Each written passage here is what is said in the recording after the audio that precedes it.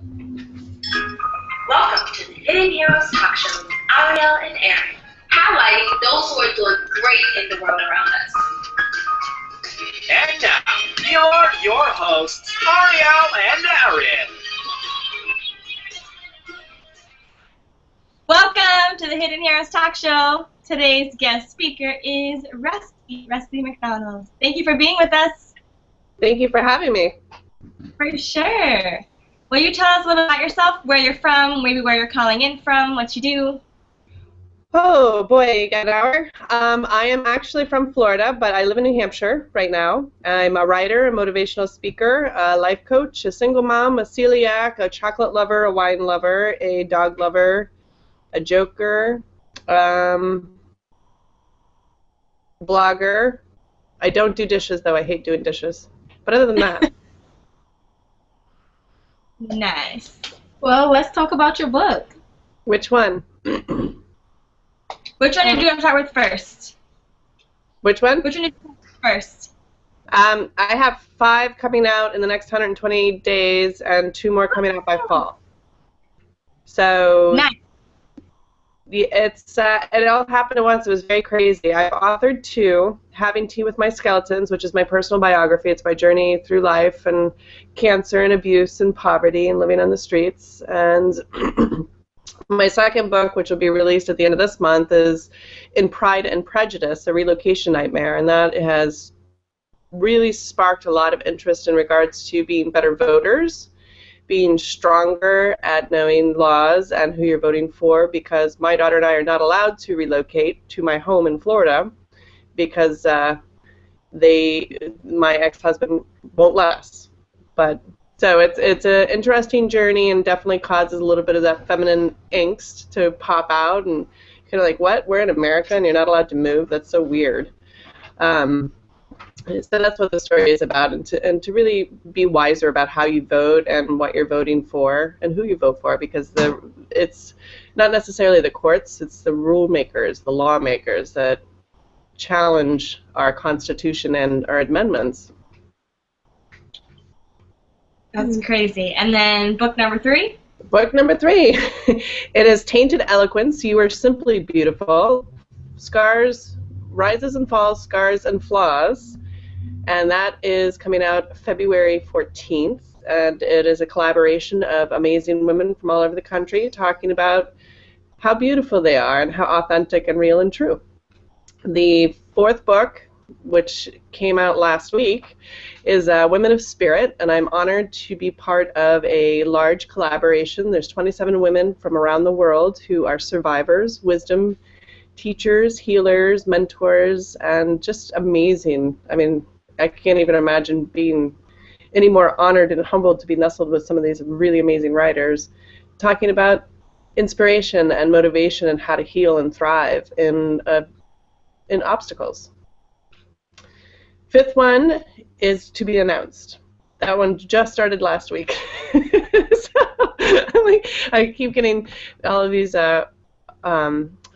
offers for co-authoring, and it's something that's very new to me, but it seems to be spreading. So I'm really excited because it's all female-based books, all about inspiration, all about winning and getting through cancer and getting through child abuse and all of the kinds of things that we tend to be afraid of. And they're very empowering books. So I imagine you're promoting all 5 of them right now still, right? I'm sorry? You're promoting like all 5 of the books? I'm promoting all 5 of the books. Yeah, it's it's interesting how it all came at once, because Having Tea with Skeletons I've been promoting for 2 years. My Pride and Prejudice I've been promoting since November. And then these other 2 books literally happened from Thanksgiving to about 3 weeks ago. So those were crash and burn. You've got to get it out. We're going to publish as quick as possible, and those were co-authored, so it was a little easier than my other 2 large books. But yeah, it's exciting. It's my year to harvest, I think. Nice. So, like, how and to who exactly are you promoting your books to? Like, what's your target audience, or like, what's your base? My base audience is women between 25 and 45. They're usually individuals who are spiritually based, spiritually driven, curious, self-help women. I do have a handful of men, which is it's really an honor because not a lot of men like to speak up. And so I think the world's changing that way, where there's becoming a little bit more equilibrium in regards to being able to talk about your problems and your issues and your thoughts. So it's nice to be a part of that movement, and but it's mostly women. It's mostly survivors. Nice. That's awesome. Where are your books available? They're going to be available on Amazon. They're going to be available on my website. I'll be speaking in Boca Raton at a gluten-free conference on February 22nd, and I'll have a whole barrel of them autographed. So if you go onto my website or sign up to on my newsletter or Facebook me, I'm pretty good with keeping everybody in the loop with where I am and where things are going and what link to click on, and you know that.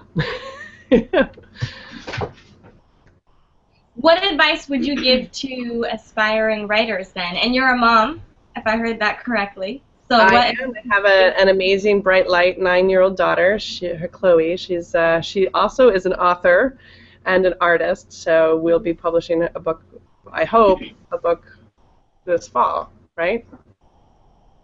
She's a little embarrassed. She's very introverted, whereas I'm extroverted, so it's interesting. But what was the largest thing that I would say if you want to write is just write. One of the things in my old crone age is I'm so A-type that I want to be grammatically correct, and I want to spell it correctly, and I want it lined up correctly, and all my commas, and I really, really, really stressed out about that. Unfortunately, I think that puts the writing behind, and you lose your creativity, and you lose your train of thought. So just write. Editors are editors. They're easy to come by. There's thousands and millions of them out there. Let them do the editing. Don't worry about that. Just write. If you can spend 45 minutes a day writing, your book will be amazing. Were you a structured writer or a creative writer? As in, I published a book this summer, so for me, I had to, the same time every single day, this was my time to focus on writing. Not everyone works that way. That's what I'm asking. What was your preference? My preference, I'm a mad hatter. I'm a very creative person, so if I get a whim, then I do it. If I don't, then I put it aside and I'll paint, or I'll play with my dog, or whatever it is, but then I'll get back to it. I definitely do a half an hour a day. It's just, it could be, like this morning, it was 4 o'clock this morning because I had an insomnia attack. Tomorrow it could be 6 o'clock at night, so I'm not structured that way. I admire people who are. They probably get more writing out. Did you self-publish? Yes, I'm self-publishing. It's much easier to just self-publish, and there's lots of guidance and lots of support, and because I have 20 years in marketing and sales and marketing, I don't need that type of support. I love that type of support, but I think it helps that I host 2 different radio shows, as well as I'm on a plethora of other TV shows and radio shows. So in regards to grassroots marketing, I think I'm doing pretty well. I started this adventure January of last year. So it's, yeah. So it's been amazing. Amazing ride. Well, do you have a quote that got you through to here now from January of last year or even before? I have as much time as Eleanor Roosevelt, Einstein, Michelangelo, Rumi, who's my personal boyfriend. Love Rumi. So that's my mantra. It's not really what? I said, and Beyonce. So it's just a reminder to myself. And the other reminder to myself is my meditation practice is really, really important. Because I'm such an A-type, I tend to stress out, and I've had cancer 4 times. So that is a huge, huge piece of being successful and growing in anything that you do. I don't care what it is that you want to do, just definitely trying to breathe through it and take it step by step. I love it. I love how you're able to turn a situation around where you're not exactly where you want to be right now because of the divorce and whatnot, but you've utilized this time because now you have the time to do this. You may not be distracted by family or friends had you been in a different state, but you're utilizing this time now to share your gift with the world and coming out with 5 books. That's a feat. I started mine in January of last year, and that was 1 book, so my hat is off to you. Thank you. I have to say, one of the things that I've learned, especially after becoming very, very ill and being told I had 72 hours to live, I really had to come to terms with what life really is and what life means. And you either do or you don't. And when I was a little girl, my first crush was Yoda. Totally makes sense now. And I've learned that you either do or you don't, and everything happens for a reason. And I think the reason why I went through the discrimination in the courtroom and I went through all of this trial in 2014 was to publish this book, to really knock people over the head and say, hello, this is what's really happening in your state. We need to be better to our people.